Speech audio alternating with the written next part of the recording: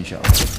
Ada seorang wanita, dia sudah ditalak suaminya dan diberi nafkah lahir batin, baik lahir maupun batin, tapi belum bercerai secara negara, sehingga masih berstatus sebagai istri, dan wanita tersebut ingin segera menikah lagi dengan kekasih barunya dikarenakan takut berzina. Sedang menurut agama wanita boleh menikah setelah masa iddah 3 kali. Pertanyaannya, masa iddah itu patokannya dari keluarnya surat cerai atau dari sejak ditalak? Bolehkah secara agama menikah lagi kalau surat cerai dari negara belum ada, tapi suami sudah mentalak dan sudah tidak pernah memberi nafkah lahir dan batin? Tentu saja kalau secara syar'i boleh saja, secara syar'i sudah dianggap sah perceraian tersebut, ya. Kalau dia sudah lewati 3 kali masa iddah sudah. Tetapi kalau menurut saya yang buat masalah nih, dia soalnya berhubungan gelap. Makanya dia buru-buru mau nikah dengan pacarnya tadi, gitu kan, kekasihnya. Itu harus diberhentikan, tidak boleh, jangan buka pintu itu, gitu kan. Jangan karena sudah terbuka pintu syaitan, akhirnya baru dia bilang dia harus buru-buru menikah. Kalau saran saya jangan buru-buru, kan gitu, harus menahan diri, tunggu sampai iddahnya benar-benar selesai, surat cerainya juga selesai, baru disilahkan dia menikah, tidak ada masalah, gitu. Ustaz, Anda pernah mimpi dijegal syaitan yang menyerupai satpam, menyerupai satpam komplek rumah ana yang berusaha menjegal ana sholat subuh, dan beberapa hari kemudian satpam tersebut ternyata meninggal dunia. Apakah itu perbuatan syaitan? Tentu saja, ya. Ini kan mimpi, syaitan memang begitu, bisa saja. Apalagi sholat subuh, memang sholat subuh itu kata kunci. Kalau kita dibuat takut-takut sholat subuh itu berarti dari syaitan memang, karena memang dia tahu kalau sholat subuh kita nggak bisa ganggu kita seharian sampai besok subuh lagi, ya, dijamin. Besok sholat lagi dijamin lagi sampai subuh, nggak bisa diganggu sama dia. Bisa saja, tapi kalau masalah satpam itu meninggal dunia beberapa hari kemudian itu karena ajal, nggak ada hubungannya sama mimpi Anda, gitu kan. Nah, ini pertanyaan yang 2 dan 3 sebenarnya jauh dari pertanyaan bahasan kita, tapi karena satu kertas baiklah. Apakah membagi warisan disamaratakan antara laki-laki dan perempuan sesuai kesepakatan mereka? Apakah diperbolehkan? Tidak boleh, tidak boleh. Hukum Allah, laki-laki 2, perempuan 1, walaupun Anda mau, nggak boleh. Terima dulu bagian Anda 2, laki-laki, perempuan 1, setelah itu mau kasih sendiri silahkan. Tapi nggak bisa dari awal, nggak boleh membantah hukum Allah. Ustaz, apakah Anda termasuk safar? Anda bekerja dari Bekasi, Bogor, jarak 50 kilo, pulang pergi 100 kilo. Karena Anda ingat cerita seseorang sahabat Umar yang mengamanahkan istri yang sedang hamil lalu meninggal dan kemudian melahirkan di dalam kuburan. Apa ini? Pertanyaannya apa? Kalau masalah safar, dia kembali kepada uruf sebenarnya, kebiasaan masyarakat setempat. Kalau masyarakat menganggap itu jarak yang jauh, jarak safar, berarti dia sudah dianggap safar.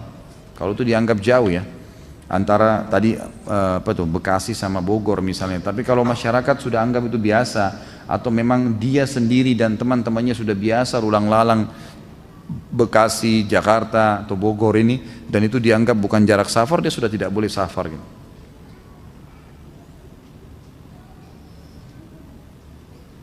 Kalau tidur, kata istri saya, kadang saya nangis sebentar atau sesekali. Apakah itu tanda terkena gangguan jin, Ustaz? Ataukah ada sihir? Kalau sering, iya. Kalau sering, ya. Kalau cuma sekali saja mungkin karena ngigau, itu tidak termasuk sihir. Tapi kalau sering terjadi, apalagi sering terulang di malam-malam tertentu, biasanya penyihir itu menyerang di malam Jumat, gitu kan? Di waktu-waktu tertentu, maka itu berarti iya. Mestinya sebaiknya antum ruqyah.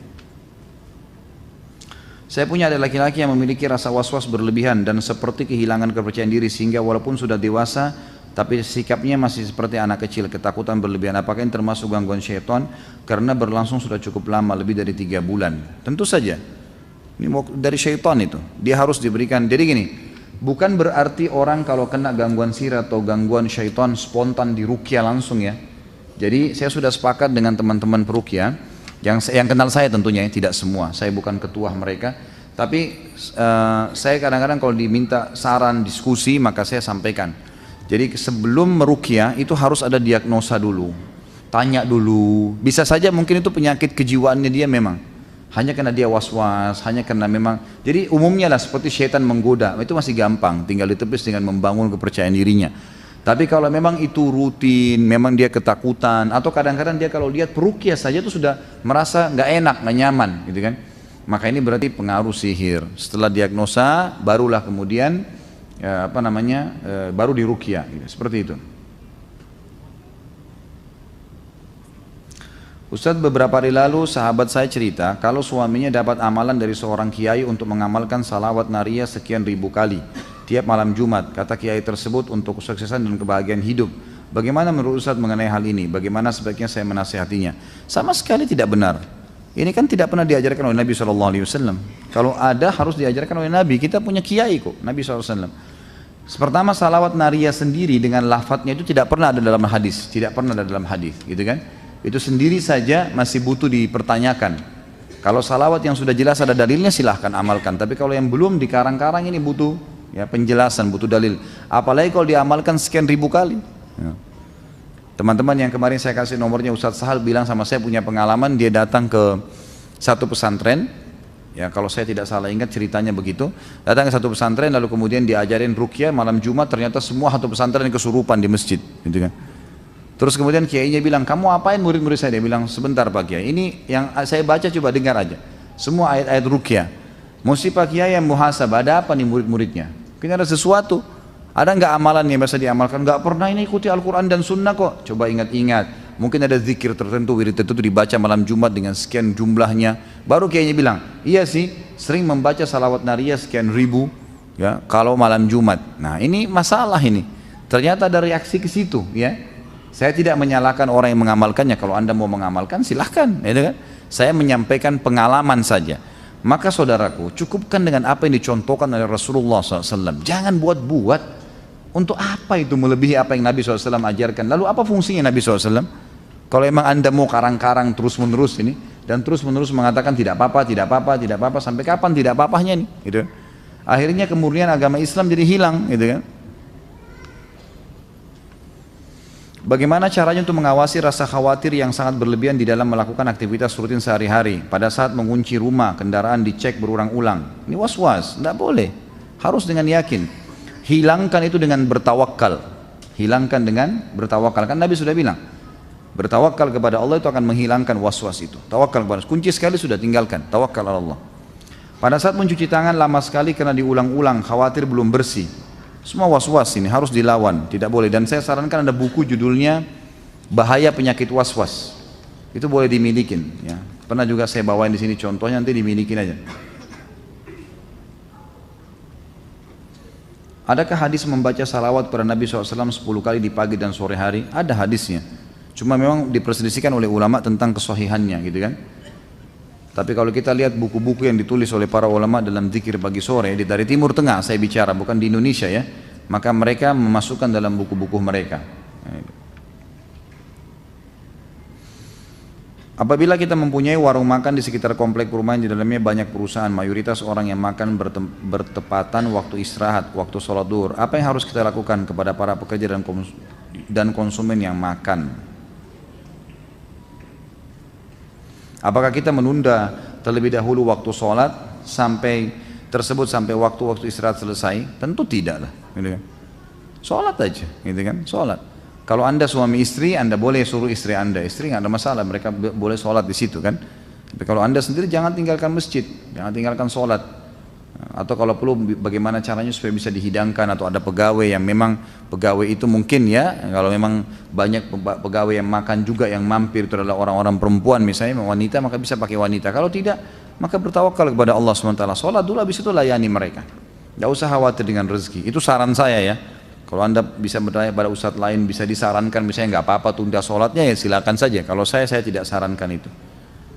Bila kita memulai usaha warung makan malam hari dan bertepatan dengan sholat maghrib dan isya, apakah kita boleh menjamak sholat tersebut? La ilaha illallah.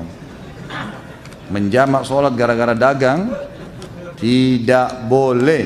Nah. Apakah baca Quran harus berwuduk dulu? Ya afdalnya iya. Afdalnya berwuduk dulu, gitu kan? Tapi kalau sebenarnya batal wudu dan tidak sempat, itu masih ada yang membolehkan.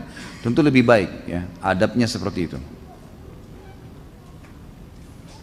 Bagaimana adab dalam Islam ketika kita makan tapi tidak habis atau berlebih? Tentu saja kita ambil sesuai dengan porsinya. Dan ulama mengatakan syaitan masuk juga di makanan tadi. Karena ada bahasan masalah makanan, jadi saya jawab pertanyaan ini. Maka kata para ulama, syaitan masuk ke dalam makanan termasuk dalam masalah porsinya. Sering kita dibuat hawa nafsunya lagi naik, kemudian mau ambil banyak, akhirnya tidak bisa dihabisin. Karena mubadzir itu adalah saudara syaitan. Kata Allah SWT, innal mubadzirina kanu ikhwana syayatin. Orang-orang yang suka tabzir itu adalah saudaranya syaitan. Jadi syaitan sengaja menggodanya untuk itu. Dan Nabi SAW mengatakan, kalau makanan kalian jatuh di bawah, bersihkanlah. Untuk yang masih bisa dibersihkan, dibersihkan. Dan jangan biarkan sepotong pun buat syaitan. Ternyata syaitan sering buat gitu tuh. Kita disuruh ambil banyak, akhirnya kita tidak habiskan. Sunnah Nabi SAW membersihkan makanan. Makanya ambil porsi secukupnya. Pertama di pandangan orang juga bersih, baik ya. Ambil sedikit nasi, sedikit lauk, dimakan. Kalau masih pengen tambah lagi. Jangan tamak terlalu banyak, akhirnya nanti tidak habis. Dan dibuka pintu syaitan. Ustaz, apa hukumnya berwudu sebelum tidur tapi sedang haid? Dianjurkan. Orang haid hanya meninggalkan yang dilarang saja. Sholat, puasa, itu kan? Yang dilarang saja. Menyentuh fisik Al-Quran. Tapi kalau wudu sebelum tidur, zikir pagi sore, mengulangi hafalan, menjenguk orang sakit, menghadiri majelis ilmu, semua boleh. Amalkan, yang dilarang saja yang ditinggalkan.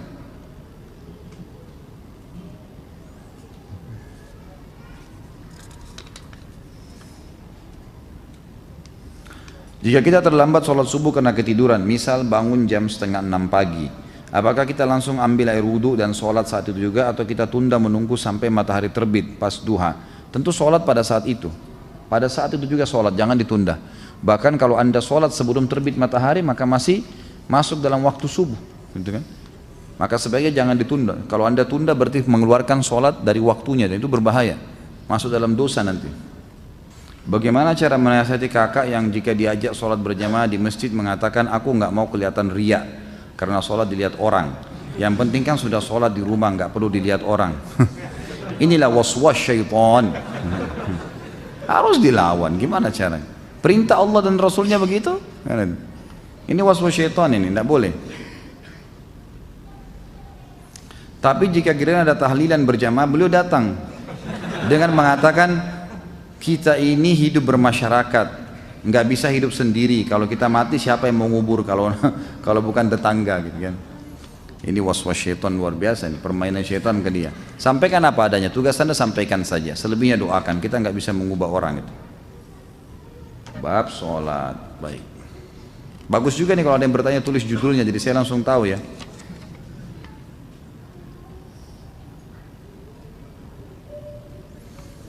Apakah orang yang menggunakan buhul yang ditaruh di dompet, sholatnya tetap diterima? Sholatnya sah, tapi dia berdosa dengan buhulnya. Pertanyaannya, untuk apa taruh buhul di dompet? Kita dari kemarin 2 pertemuan bahas masalah ini, jangan lagi ditaruh buhul, keluarin semua, bakar. Nggak boleh lagi percaya yang begitu, tawakal kepada Allah SWT. Apakah termasuk sihir orang yang mencari pesugihan dengan memelihara tuyul dan babi ngepet?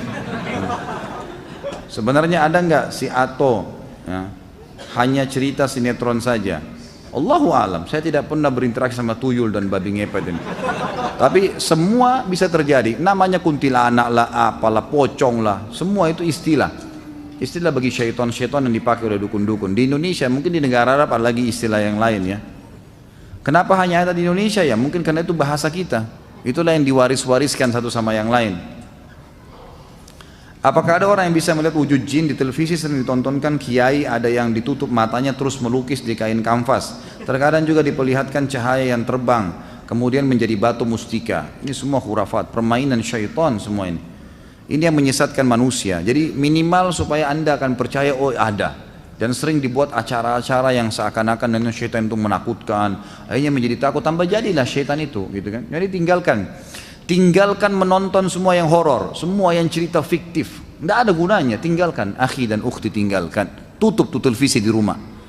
Nggak mati, nggak buta mata kita kalau dimatiin TV-nya kan? Nggak putus tangannya, malah lebih tenang. Coba deh, yang sering nonton TV coba berhenti 2 hari aja, biar tangannya gatal, tahan. Jangan dibuka udah. Buat apa Ustaz? Sibukin, baca Quran, dengar radio, ceramah, putar ceramah-ceramah di YouTube, dengar. Pasti waswas syaitan kuat, lawan. Coba terapkan seminggu, 2 minggu, nanti lama-lama kita akan melihat itu semua memang betul sesuatu yang baik untuk kita lakukan. Jadi tinggalkan, memang tidak boleh lagi, karena itu hanya merusak akidah saja ya. Ada seseorang menyarankan baca doa Nurun Nubuwat. agar tersembuh dari penyakit yang saya tanyakan, apakah doa tersebut sesuai dengan tuntunan Rasulullah SAW? Saya tidak pernah tahu nih nubuat ini seperti apa. Dan saya selama saya belajar ya, saya tidak tahu, wallahu alam. Sebatas ilmu saya tidak pernah saya temukan ada judul doa seperti ini yang Nabi SAW berikan. Jadi yang saya tahu tidak pernah ada ya, Allahu alam, yang saya tahu begitu. Tapi kalau memang Anda lihat wirid yang ada di dalamnya adalah zikir-zikir ruqyah, yang buku kemarin saya bawain tuh, kalau sama berarti zikir ruqyah berarti bisa saja. Di zikir ruqyah, sebab saya tidak tahu isinya. Kalau isinya selain zikir-zikir ruqyah yang ada sunnah-sunnah Nabi SAW berarti itu nggak benar, itu dibuat-buat.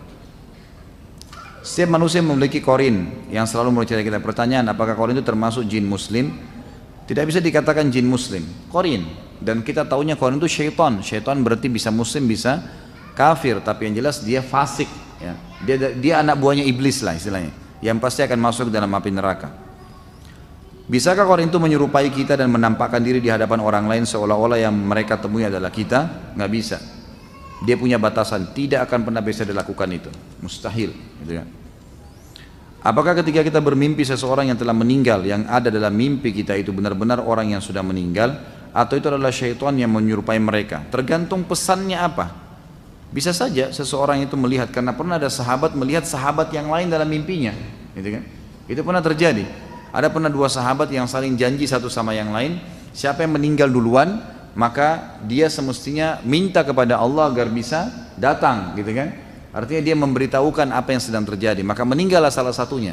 Pada saat meninggal salah satunya, maka yang meninggal ini dengan izin Allah datang dalam mimpi sahabat yang satu. Maka sahabat ini berkata, apa yang Allah berikan kepada aku? Dia bilang, alhamdulillah Allah sudah ampuni saya. Cuman kemudian di lehernya sahabat yang meninggal itu ada seperti titik hitam. Yang masih hidup ini mengatakan, apa di lehermu itu? Dia bilang, ini sisa utang saya yang belum saya bayar. Ada uang 50 dirham yang saya harus bayar kepada Yahudi. Uang itu sudah saya letakkan. Maaf, dia bilang begini dulu. Dia bilang, ketahuilah setiap apapun yang terjadi di dunia disampaikan informasinya kepada kami. Disampaikan informasinya kepada kami. Sampai apapun ya, sampai apapun, termasuk kucing saya, kucing kami yang baru meninggal, baru mati 2 hari yang lalu, gitu kan? Itu diberitakan kepada saya tentang kejadian itu. Sudah, akhi, jangan tambah lagi. Ini sudah banyak. Dengarin dulu, siapa tahu pertanyaan-pertanyaan ini ada yang jadi pertanyaan antum ya. Sampai mana tadi? Kucing. Ini jangan ngacoin nih buat pertanyaan terus. Kucing pun saya lupa ini. Akhirnya dia bilang ada utang saya dan saya sudah siapkan 50 dirham itu di rumah saya, di bawah sebuah tempat di dekat pintu rumah saya, di bawah tanah, ditutup sama batu, angkatlah dan bayarkan utang saya. Dia pun keesok paginya temannya ini datang ke rumahnya lalu bertanya kepada istrinya, apakah sesuatu yang terjadi di rumah kalian? Kata istrinya, nggak ada. Istri yang sudah meninggal, istri yang laki-laki sudah meninggal. Dia bilang, nggak ada, hanya saja kucing kami meninggal 2 hari yang lalu, mati. Maka si laki-laki tidak ceritain mimpinya, dia cuma bilang, oh iya, baik, suamimu pernah punya utang nggak sama orang Yahudi? Kalau tidak salah sekitar 50 dirham. Dan uang itu dia pernah dia pesan sama saya kalau uang itu ada di dekat pintu, di bawah tanah ditutup batu. Coba lihat. Waktu dibuka ternyata betul ada kantong tersebut dan jumlahnya betul 50 dirham, lalu dibayarlah utang tersebut. Jadi bisa saja ada orang yang datang dalam mimpi gitu kan? Mungkin Allahu alam, itu dengan hikmah Allah Subhanahu wa taala. Tapi di sini ulama mengatakan tergantung pesannya. Kalau pesannya pesan-pesan yang baik, positif gitu kan? Maka itu baik-baik saja seperti tadi kasus sahabat ini, maka itu boleh saja dari Allah Subhanahu wa taala mengizinkan. Tapi kalau pesannya disuruh buat kesyirikan, buat kemaksiatan, nah, ini semua tidak benar, pasti dari syaitan. Seseorang yang sedang marah atau berperilaku aneh, bagaimana cara membedakan apakah kemarahannya itu karena pengaruh syaitan atau memang wataknya? Sebenarnya semua marah selain daripada marah dari hukum Allah, dari syaitan, semuanya. Hadis Bukhari menjelaskan masalah itu.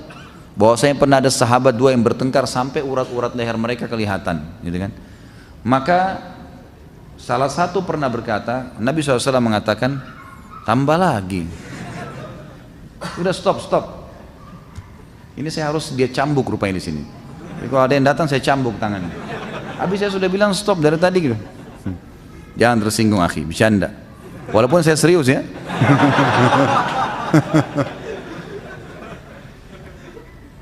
Sampai mana tadi? Hah? Cambuk? Hah? Sampai mana tadi? Lupa? Sama-sama lupa. Baik.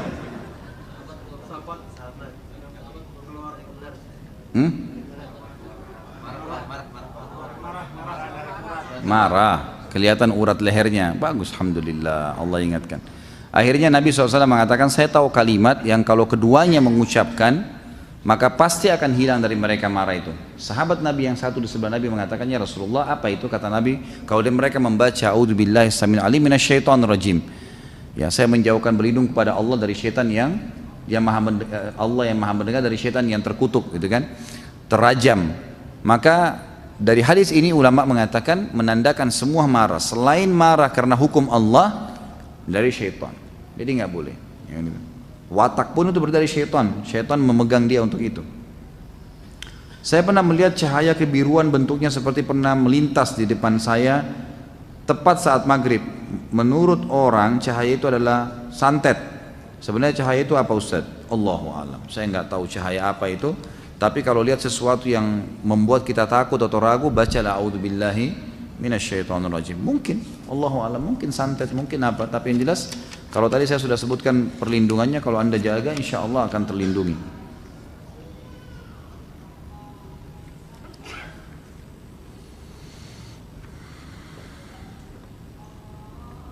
Baik, ini kena 1 Muharram ya. Ustaz, peringatan 1 Muharram dilarang sampai sejauh mana? Jika 1 Muharram dijadikan momentum syiar Islam, apakah dilarang? Misal akan ada acara gebiar Muharram, lalu diadakan lomba-lomba seperti tahfidzul Quran, adzan, cerdas cermat, Quran dan seterusnya. Apakah tidak diperbolehkan? Syukran. Allahu a'lam, saya bukan mengatakan pendapat saya pribadi ya, bukan masalah pendapat saya pribadi, tapi memang kita harus kembali kepada pendapat umumnya ulama. Ulama-ulama yang saya pernah belajar dari tangan mereka, mereka mengatakan tidak pernah ada dicontohkan oleh Nabi SAW, padahal Nabi adalah Nabi. Utusan Allah SWT. Begitu pula dengan para sahabat merayakan tahun baru Islam, tidak pernah ada itu. Belum pernah mereka merayakan itu. Kalau kita mengemasnya, mengatakan ya karena alasan kaum muslimin adakan tahun baru Islam, kenapa? Karena orang Nasrani punya tahun baru Masehi kan.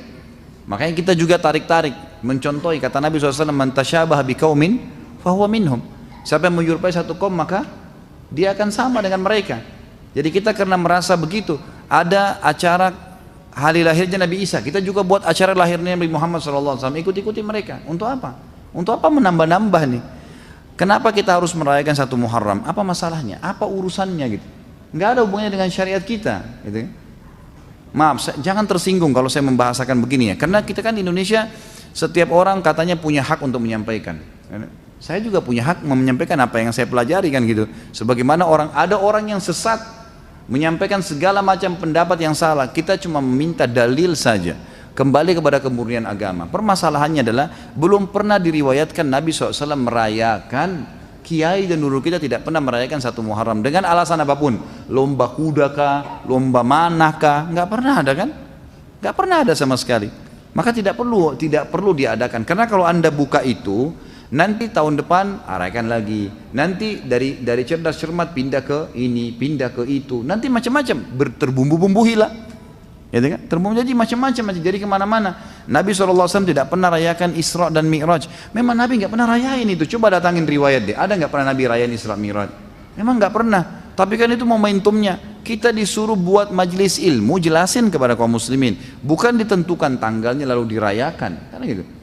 Jadi memang ini kita hanya mengajak kepada kemurnian syariat. Tapi kalau anda menganggap ya sudahlah saya tak mau lakukan, ya, itu hak anda, silahkan. Anda mau lakukan silahkan saja. Jangan salahin saya tapi, karena saya juga punya hak menyampaikan apa yang saya tahu, gitu kan. Dan saya betul-betul bukan mengajari yang salah, cuma mengajak kepada kemurnian agama. Karena itu kalau dibiarkan saudaraku, maka akan banyak embel-embelnya nih, banyak bunganya. Agama kita jelas, terang seperti matahari di siang hari, nggak butuh ditambahin. Nggak butuh. Apa ini? Apa judul buku yang dimana bisa didapatkan? Oh tadi mungkin ya. Ini judulnya sudah saya lihatin tadi. Jangan takut syaitan dan membongkar praktek sihir dan perdukunan. Gitu ya. Kalau ada yang mau nanti, kalau salah ada beberapa yang saya bawa. Kalau tidak nanti bisa dicari toko buku mana saja. Terbitan Pustaka Tazkiyah. Apakah orang kafir juga bisa dilakukan ruqyah syariah? Bisa. Bisa, nggak masalah. Itu kan? Pernah kan sahabat meruqyah satu kepala suku yang kena apa namanya, bisa kan? Padahal mereka orang kafir, lalu sembuh, jadi nggak ada masalah. Apakah ketika membaca doa keluar rumah tidak diganggu syaitan, tapi ketika perjalanan bisa berbuat dosa juga?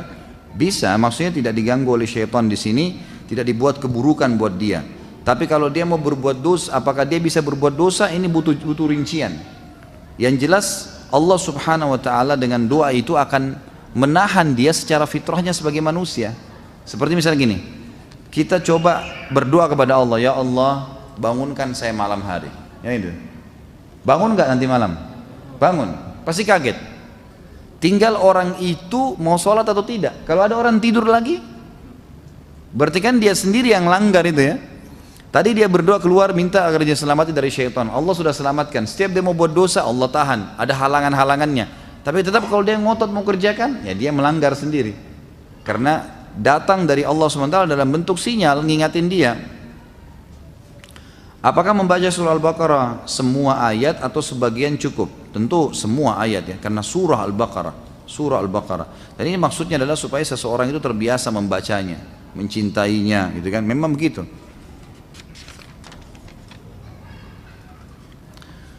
Saya pernah diajak oleh orang tua mendatangi dukun, saya di punggungnya seolah ditulis tulisan Arab dan saya disuruh mandi. Apakah saya sudah terkena sihir? Lalu bagaimana ruqyah yang harus saya lakukan untuk sembuh? Iya, sudah kena sihir itu. Sudah kena sihir. Caranya saya ajarkan kemarin, membaca minggu lalu kita sudah ajarin caranya membaca Al-Fatihah, Al-Ikhlas, Al-Falaq, An-Nas, ayat kursi, Al-Kafirun, 6 ayat dasar, kemudian Anda tiup ke telapak tangan lalu usap di tempat yang pernah diukir itu. Kalau tiba-tiba sendawa, merinding, berarti itu ada masalah sihir, gitu ya. Masalah sihir, dan bisa lebih jauh konsultasi sama teman-teman ustadz yang saya sudah kasih nomornya kemarin. Kalau belum catat nanti bisa datang kepada saya selesai ini ya.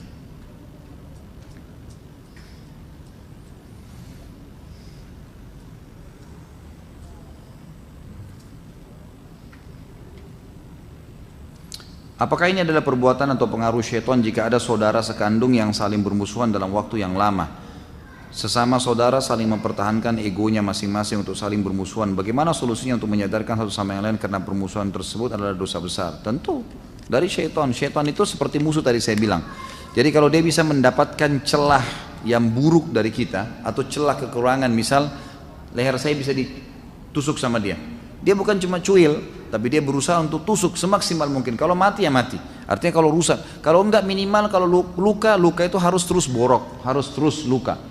Jadi kalau kita terbiasa misalnya melakukan nonton gosip jam 8 pagi, maka syaitan buat itu indah supaya kita terus rutin kerjakan. Jadi lukanya borok terus, gitu kan? Sambil dia kerjakan amal soleh yang mungkin syaitan tidak bisa menggunanya di situ. Nah, jadi memang harus hati-hati.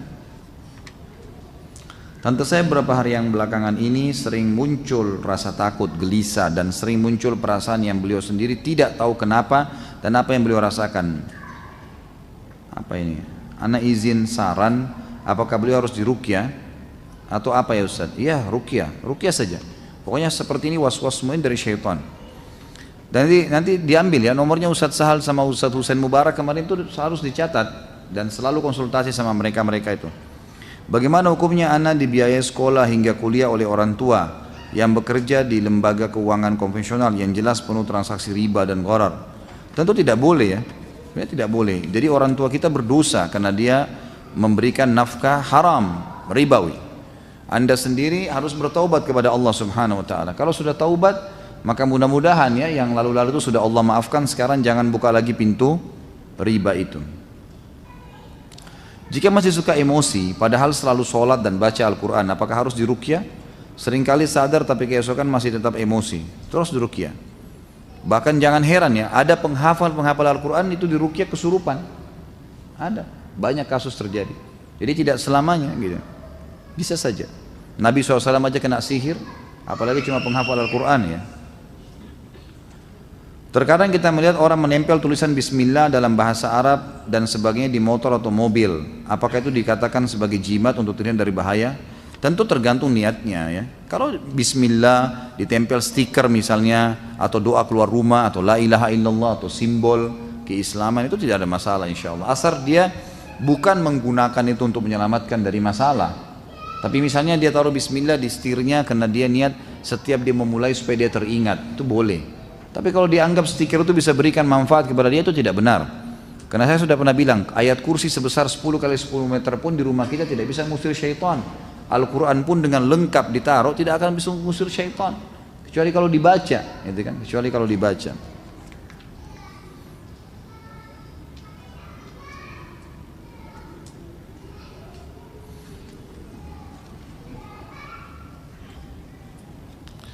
Ustaz minta tolong dijelaskan tentang masalah korin dan apa hikmah dari korin yang selalu mencintai manusia, dan bisakah korin diusir dari manusia? Korin itu memang Nabi SAW jelaskan, ada memang korin, kalian didampingi oleh korin, syaitan yang memang Allah titipkan, gitu kan, yang selalu membisikkan keburukan. Ini semua karena permintaan iblis, ya, yang ingin menyesatkan manusia, maka Allah SWT izinkan dia. Tetapi Allah Subhanahu Wa Taala memberikan batasan, dia tidak bisa buat apa-apa, dia hanya bisa membisikkan. Makanya ketahui kedoknya, semua bisikan buruk, melakukan pelanggaran agama, jauh itu dari korin, jangan diiyakan, dari syaitan itu. Udah selesai, dia nggak bisa buat apa-apa, dia nggak bisa paksain kita berbuat dosa, dia nggak bisa cekik kita, tarik tangan kita, nggak bisa, dia nggak bisa buat apa-apa, cuma itu saja. Jadi, dan dia tidak bisa seperti apa yang dikatakan tadi, dia nggak bisa mengganggu apapun kecuali cuma bisikan, dan dia tidak bisa menjelma menjadi seperti kita, tidak ada.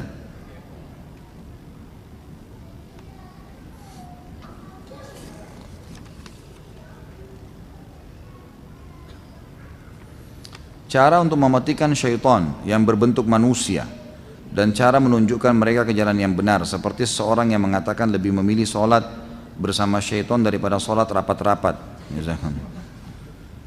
Jadi jangan dimatikan kalau manusia, ya, didakwahi.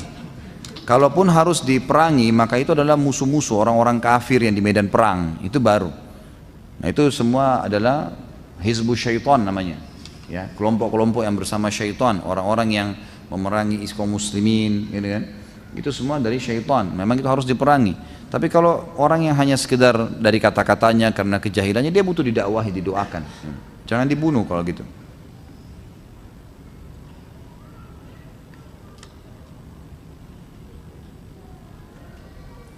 Apakah benar Syiah di Indonesia sudah memasuki fase kelima, fase makar? Allahu a'lam. Apakah mereka mau masuk fase itu tidak? Kalau mereka masuk fase itu, ya tentu kita hadapi, nggak ada yang perlu dikhawatirkan, gitu kan. Tapi begini, masalah Syiah jangan dibesar-besarin. Mereka adalah kelompok yang kecil, bukan besar, gitu kan. Ahli sunnah adalah komunitas, tetapi ahli sunnah tidak boleh diam. Saya sudah katakan, semua ahli sunnah sekarang, semua ahli sunnah sudah wajib bagi mereka, para ustadz-ustadznya, dai-dainya, kiai-kiainya, di semua pesantren, kalau perlu pasang spanduk anti Syiah, memang gitu. Pemerintah kita harus melarang kelompok ini, sebagaimana Malaysia melarang. Nggak boleh ini kelompok ngawur ini. Mengatakan Al-Quran kurang, sahabat dikafirkan, nggak mungkin itu, nggak mungkin udah. Ini nggak boleh dibiarkan ini. Tentu kalau dibiarkan, mereka bisa buat makar. Kalau sekarang saya tidak tahu ya, karena tidak ada kelihatan masalah makar itu. Tapi bisa saja terjadi karena terbukti di Irak, terbukti di Syria, terbukti di Yaman. Pada saat mereka berkuasa, mereka membantai kaum muslimin. Ahli sunnah dianggap halal darahnya. Sementara kita ahli sunnah tidak pernah menghalalkan darah mereka, tidak pernah. Kita mengklaim kalau orang yang sudah mengatakan Quran kurang, sahabat kafir, bisa sampai pada tingkat kekufuran. Dan tetap didakwahi, tetap diberikan kesempatan taubat. Beda dengan mereka, gitu kan. Jadi memang ini harus hati-hati. Kalau memang demikian, bagaimana sebaiknya sikap kita? Saya bilang tadi, sikap kita harus semua pesantren wajib pasang spanduk anti Syiah. Semua kiai-kiai ustadz menjelaskan siapa mereka, dan alhamdulillah MUI sudah keluarin buku. Mestinya buku itu dibedah di mana-mana. Kan gitu, teman-teman sudah berupa ijtihad. Yang lain juga sudah banyak tahu ya, harusnya memang disebarin.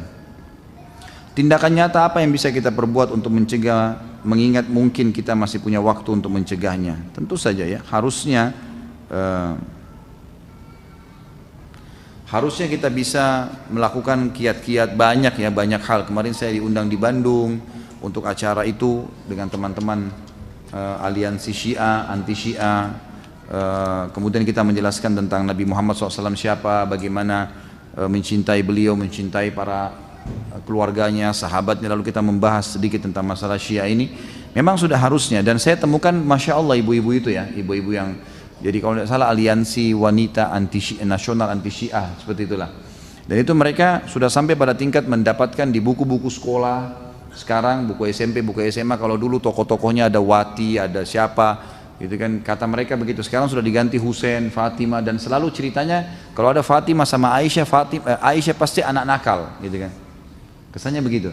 Jadi sudah masuk ke masalah pendidikan, udah mulai masuk ke masalah jajaran politik dan seterusnya. Memang orang ahli sunnah sudah harus hati-hati nih.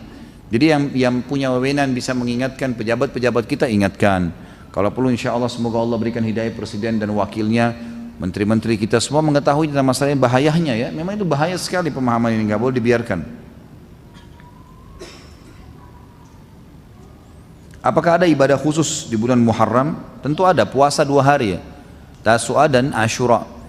Jadi nanti hari Kamis depan ya, ini hari Rabu sekarang, Kamis besok, Kamis depan dan Jumat, itu Tasu'a dan Asyura, 9 dan 10 Muharram. Disunnahkan puasa. Ini sekalian saya jawab karena memang berhubungan dengan materi. Memang saya tadinya mau jelaskan di akhir penutupan bahasan kita. Jadi disunnahkan, hadisnya adalah Nabi SAW pernah kedatangan sahabat di hari Asyura 10 Muharram, lalu sahabat itu mengatakan, ya Rasulullah hari ini Yahudi puasa. Maka kata Nabi SAW, coba tanyain kenapa mereka puasa. Lalu sahabat ini pulang membawa informasi mengatakan, ya Rasulullah mereka berkata, kalau hari ini hari di mana Allah selamatkan Musa dari kejaran Fir'aun, maka kami berpuasa sebagai tanda syukur kepada Allah. Maka kata Nabi SAW, kami lebih berhak terhadap Musa daripada mereka. Maka beliau menyuruh puasa. Lalu dalam hadis Bukhari Muslim dijelaskan waktu ditanya tentang fadilah puasa Asyura 10 Muharram, beliau mengatakan bisa mengampuni dosa-dosa kecil setahun yang lalu. Itu kan, jadi dibersihkan dosa setahun yang lalu. Maka ini berarti fadilah. Kemudian puasa 9-nya disebutkan dalam hadis riwayat Tirmidzi dengan sanad hasan, bahwasanya beliau mengatakan lain baqitu ila qabil asumanna tasi, kalau saya masih hidup tahun depan saya akan ikutkan dengan puasa 9-nya agar tidak sama dengan Yahudi. Itu memang ada dianjurkan di bulan Muharram, tapi selain ini tidak ada ibadah yang khusus diperintahkan. Teman saya orang tuanya meninggal, dia sudah tahu tentang sunnah yang tidak ada tahlilan di dalam Islam, tapi keluarganya belum paham tentang sunnah, tetapi keluarganya tetap saja mengerjakan. Pertanyaannya, apakah tindakan teman saya agar baik di mata keluarganya dan baik di mata Allah? Nah, sampaikan. Ya, sampaikan apa adanya. Kalau saya belajar, saya dapatkan ini belum pernah ada sunnahnya. Lalu dalam acara dalam kematian itu kita jalankan sunnah Nabi SAW. Sunnahnya adalah orang-orang ini membuka pintu rumahnya 3 hari, menerima orang-orang yang datang untuk takziah. Kemudian orang yang datang bertakziah mendoakan, membawakan makanan dan minuman selama 3 hari. Itulah sunnah Nabi SAW. Tidak lebih daripada itu. Dan Nabi SAW kalau bertakziah di rumah sahabat tidak pernah berlama-lama. Mendoakan, a'lamallahu ajrakum, inna lillahi ma'a'ta wa lillahi ma'akhad wa kullu syai'in bimiqdar. Ya. Semoga Allah mengagungkan pahala kalian, sesungguhnya milik Allah yang diambil, milik Allah yang dia beri, milik Allah yang dia ambil, dan semua berputar sesuai dengan takdirnya. Lalu kemudian dia membawakan makanan dan minuman dan dia pulang, gitu kan? Seperti itulah.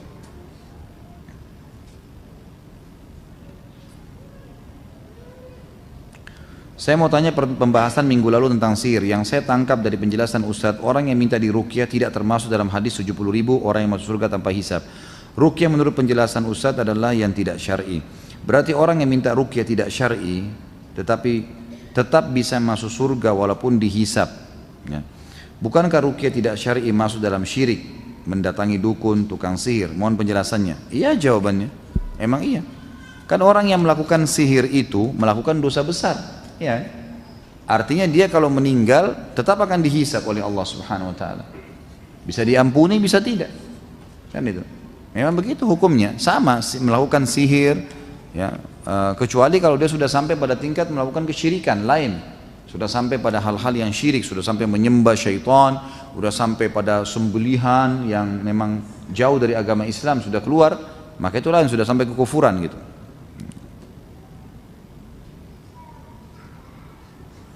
Bagaimana dengan alat musik yang terlanjur kita miliki? Bolehkah kita jual? Pendapat ulama yang kuat boleh dijual kepada orang-orang non-muslim. Kemudian uangnya digunakan untuk sedekah di jalan Allah Subhanahu wa taala. Saya punya kakak yang terkena sihir dan apa ini? Tidak jelas ya. Seperti orang stres maupun sakit jiwa. Kami sekeluarga sudah mencoba secara medis juga kepada psikolog maupun ustadz. dan terus berdoa. Beberapa ustadz yang kami datangi menjelaskan bahwa beberapa jin di tubuhnya kakak saya. Pertanyaan saya itu apakah bisa ruqyah jarak jauh oleh seorang ustadz? Kalau ruqyah jarak jauh, kalau melalui telepon, ya, dia dengar suaranya, itu masih ada yang membolehkan. Ya, itu masih dibolehkan. Tapi kalau misalnya duduk di sini, kemudian dia baca ruqyah, niatkan orang rumah sana, itu nggak ada. Itu nggak boleh, gitu kan.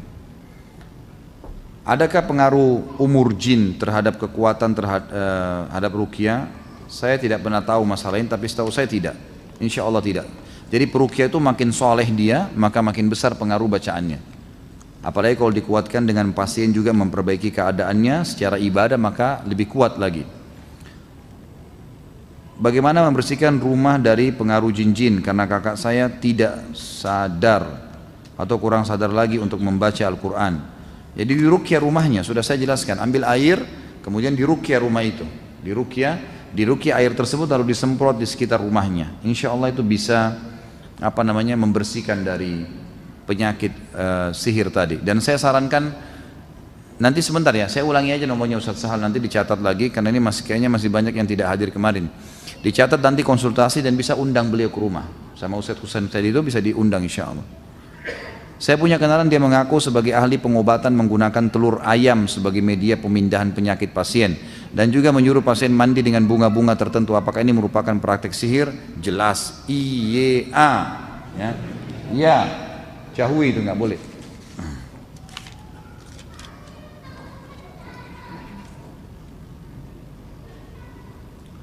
Dalam waktu di ruqyah, apa ciri-ciri yang terkena gangguan? Apakah teriak-teriak atau diam saja? Reaksinya macam-macam, ada yang kesurupan, ada yang kesemutan, ada yang tiba-tiba sendawa, ada yang muntah. Pokoknya dengar ayat pasti terganggu, jiwanya nggak enak, nggak tenang. Itu ada pengaruh. Dari sekian banyak pengobatan sihir, apa yang paling manjur? Apakah doa bisa dipakai dan paling utama? Tadi kan sudah saya jelaskan, ini cara-caranya. Jadi mudah-mudahan tadi diikutin ya, sudah saya jelaskan panjang lebar caranya. Tawakal kepada Allah Subhanahu wa taala, berbanyak istighfar, berdoa kepada Allah dan ruqyah syariah. Ustaz, di kampung saya ada simbol sebuah perahu lama. Saya tinggal di pemukiman nelayan. Saat sebuah simbol perahu itu dibongkar, sering terjadi kecelakaan sampai menyebabkan kematian. Bisa dalam 1 bulan 2 kali. Apa solusi yang tepat untuk menyikapinya? Ruqyah, air, kemudian datang ke lokasi itu, lemparin, siramin dengan air ruqyah. Datang ke situ, bacain ayat-ayat ruqyah, insya Allah hilang itu. Itu permainan syaitan, sering terjadi begitu. Sering dia menakut-nakuti masyarakat. Bahkan Nabi SAW pernah menyuruh Umar bin Khattab untuk datang menebang sebuah pohon yang sering mengganggu orang-orang. Setiap lewat merasa takut di situ. Lalu kata Nabi SAW, pergilah Umar dan hancurkanlah itu. Maka Umar bin Khattab pun datang ke sana lalu menghancurkan dan menebang pohon itu.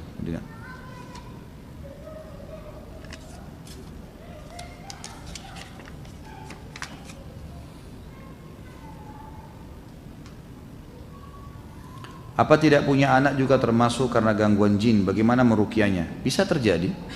Jadi bukan berarti dia tidak subur, mungkin dia subur, suaminya juga baik gitu kan, normal saja.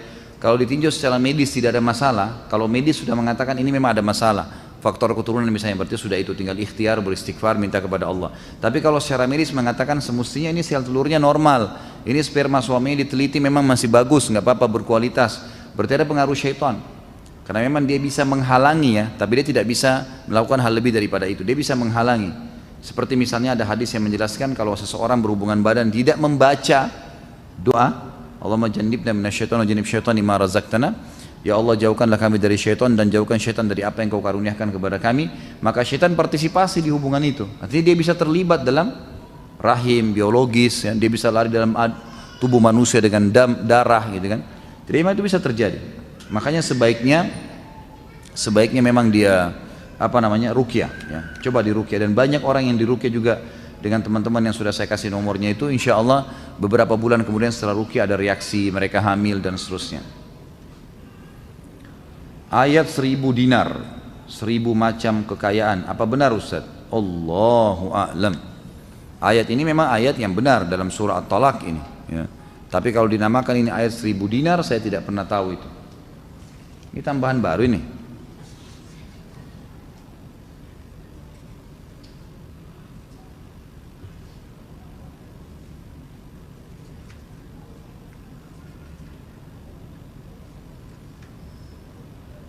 Alhamdulillah, semua tidak sesuai dengan tema. Nanti kita bahas masalah sholat, insya Allah pertemuan akan datang. Baik, mungkin sampai sini dulu insya Allah. Mudah-mudahan apa yang kita bahas bermanfaat.